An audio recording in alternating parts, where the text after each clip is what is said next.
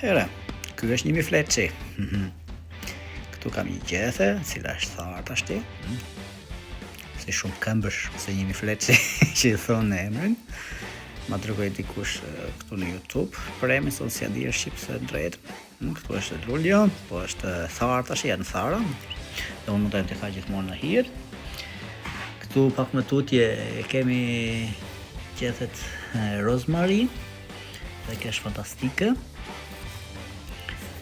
Mund të pijet edhe si çaj, në gjell, sikurse edhe lulet e zonjusës Heather, e cila ka gjitha ato të mira, veti minerale dhe shumë gjëra të tjera. Unë këto për shembull i marr kështu ja dhe i hedh mbasi është bërë gjella, vetëm është e ngrohtë këtë ande nuk mundoj fjalë mos jetë të zihem se unë mbasi gjitha vitaminat dhe mineralet, nuk dua t'ja shkoj dëm.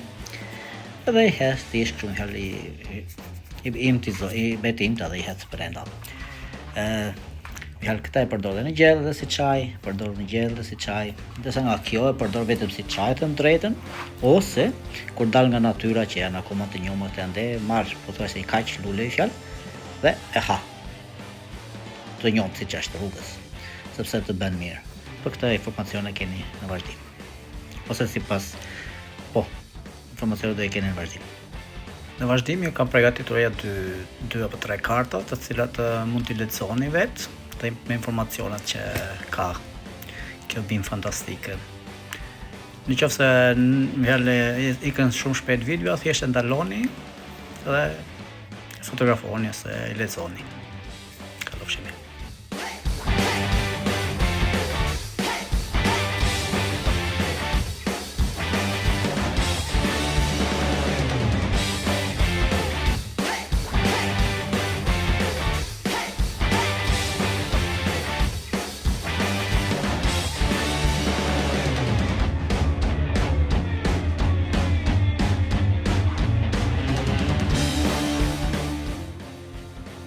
Kurse i pa dhe lexuar të shpresoj në kartat që kisha përgatitur, përveç atyre ka dhe shumë veti të tjera, por të cilat nga ana popullore le të themi janë të vërtetuar në një farë mënyrë, ndërsa nga ana shkencore nuk janë të aprovuar ose të vërtetuara, që ndihmojnë në shumë organe, jo vetëm për mirëmbajtje, por edhe për rigjenerimin dhe rikuperimin e dëmeve që mund të kenë krijuar.